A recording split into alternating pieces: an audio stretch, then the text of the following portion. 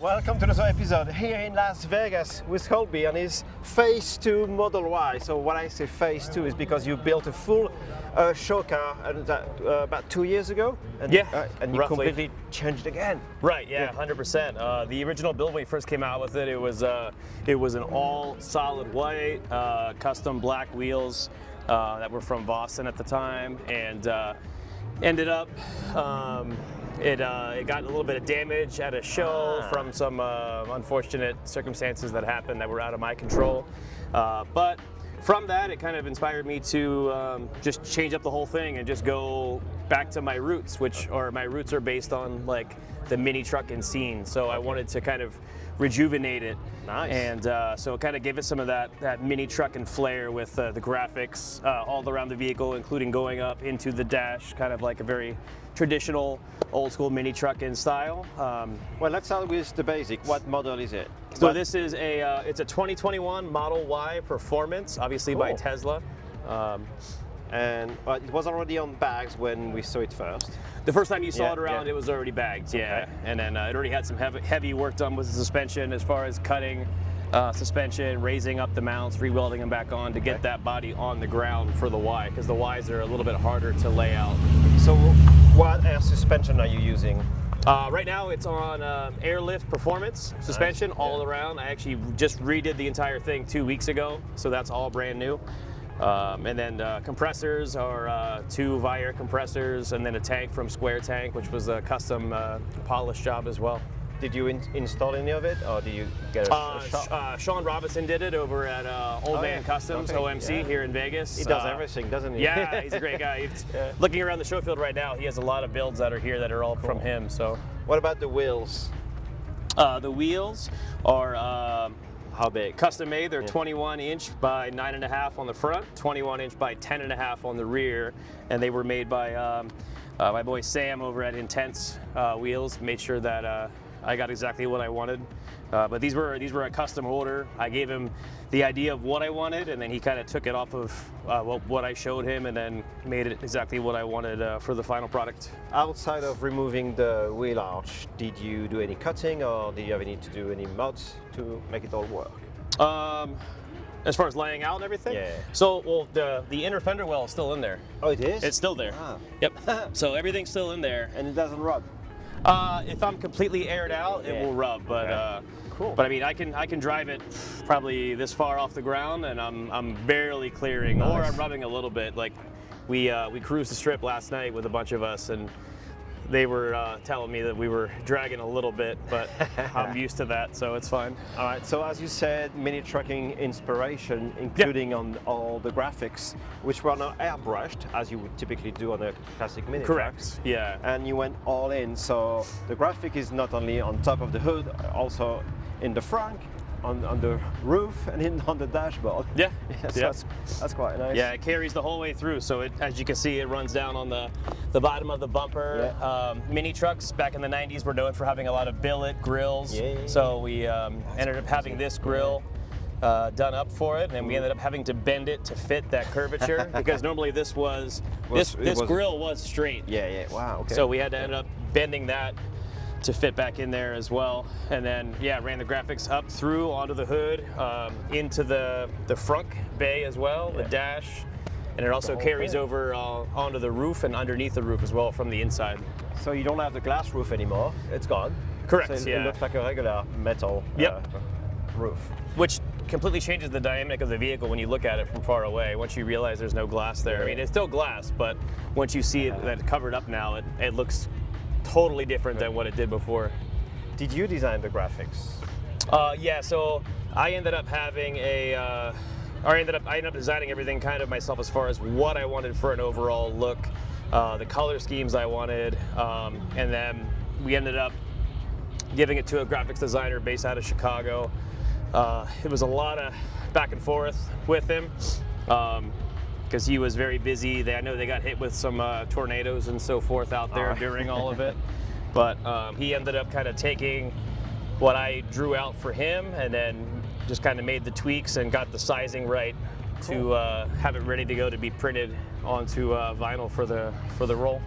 So the car was white, the pearl white, then you had the graphics on top, and then you had the full PPF to cover it all. Yeah, so we have a full high gloss PPF over top of the entire vehicle, just to kind of make it have that deep kind of shine, which is ironic because it's a very interesting color when you see it with the white in the sunlight, because the white is actually a satin white. Okay. And then, so it's a satin white with the graphic and then a high gloss over top. So you get an interesting finish from the satin being underneath compared to it being a regular gloss. Let's check out the inside. Yeah, absolutely. All right. So you kept some of the colors from the last time we saw it with the baby blue. Yeah. So we still kept the light blue. I did switch out the steering wheel now. That's a Tesla Cybertruck style steering wheel. How's it driving with it though? Oh, good. Yeah. Really good. Okay, Yeah. cool, It means I'm definitely a 12 o'clock driver, so I'm used to having that more comfortability with it. But I've become accustomed to a little more on the side now. Okay. And or instead of being 12 o'clock, I'm more kind of over to this side now, and I kind of ride across. But it's still very smooth. It's very easy to manage. It turns very well, no problem. I thought it would be a lot more hard to manage in turns, but it's still very smooth. So how did you manage to vinyl wrap the dashboard? Did you make a cover for it? So this is a I can't think of the company that I got it from, but it was it's a plastic cover that's designed to, it snaps right onto the factory dash, and then it does have an airbag cutout, so we made sure to keep that open. Yeah. Originally this had a Alcantara. You ripped off the Alcantara? I tore all that off, and then we just had to remove all the adhesive, smooth it out as best we could before putting the graphics on. And you brought the chrome trim, which is quite ironic because originally the early Model 3 had the chrome bit, and everybody was always covering them in black, and you're bringing it back maybe as an homage to the MiniTruckin days. And you did the same thing on the outside. Yeah, so the outside trim has the chrome trim on there, and then like I said, we carried it into here as well. And yeah, it is common where you would do a chrome delete. We kind of did the reverse and did a black delete. Yeah. But it really helps pull everything together on the inside. And then with the graphics too, we did carry that onto the steering wheel as well. So that way it's popping through onto there. I'm told you have a mad sound system. Yeah. Definitely sounds pretty aggressive. Is it part of your club that you need to be on airbags and have a big audio system, or? I mean, you kind of want to have the whole bases covered. When it comes to any kind of a custom build, it's one of those things where if you only do only suspension or only wheels or only this or that, it's sort of like if you have a bowl of cereal but no milk. You still need the milk to get your finished product, so to speak. Which you do have. Oh, the exactly, whole system. Yeah, we got tell plenty us of a bit calcium. more about the specs. So we're running two 10-inch Focal K2 power subs. The amps is two. It's all Museway. It's a Museway amp setup. It's two 1500 watt amps, a 1000 watt amp, and then we have a Museway DSP for the digital sound processor. And you're still control running from everything. the screen on the dash? Yeah, so it's all running through there. I do have, if you can see it kind of through from the middle there's a little control right below the screen. Yeah. That's the access to control my my bass volume for the subs when it's hitting. And then it is running off of an additional 12-volt battery that's up under the front, just so we're not pulling too much from that factory 12-volt. Which is not meant to be used. You don't want to overload it. Cool. And you still have plenty of room to carry stuff. That's quite nice. Yeah, there's still plenty of room in the back. We still fit a cooler back here, no problem, with chairs. Plus I keep all my cleaning supplies underneath the rear setup here as well. And we haven't talked about the back cover for the seats, but it has the same graphics obviously as the rest of the car. Yeah.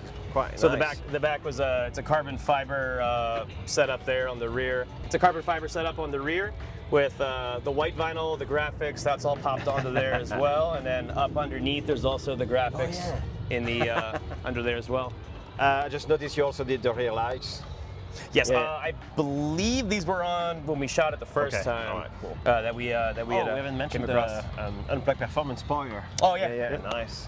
And it's a twin color. Oh, it's chrome and it has the top. Correct. It has the Yeah. graphics. So from this side on the Unplugged Performance spoiler here, you have that chrome on the bottom, which kind of just reflects everything real nice when you're driving.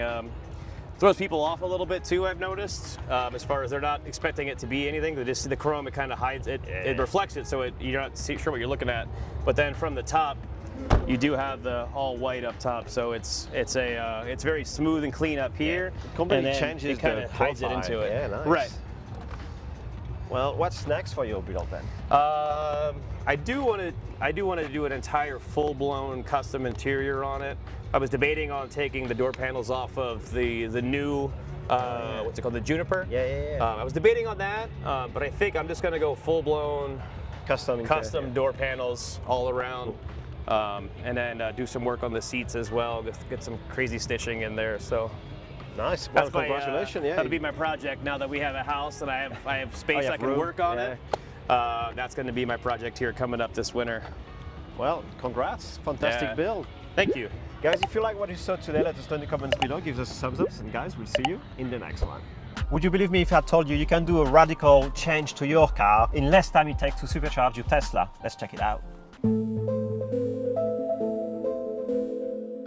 I have partnered with Halo Black to create a custom design that hides your old rim and replace it with a nice flush disc that not only protects your rims but also improves efficiency. First step is to install the hub. It just goes in. You can push this in, tighten it by hand. Then you use a special tool.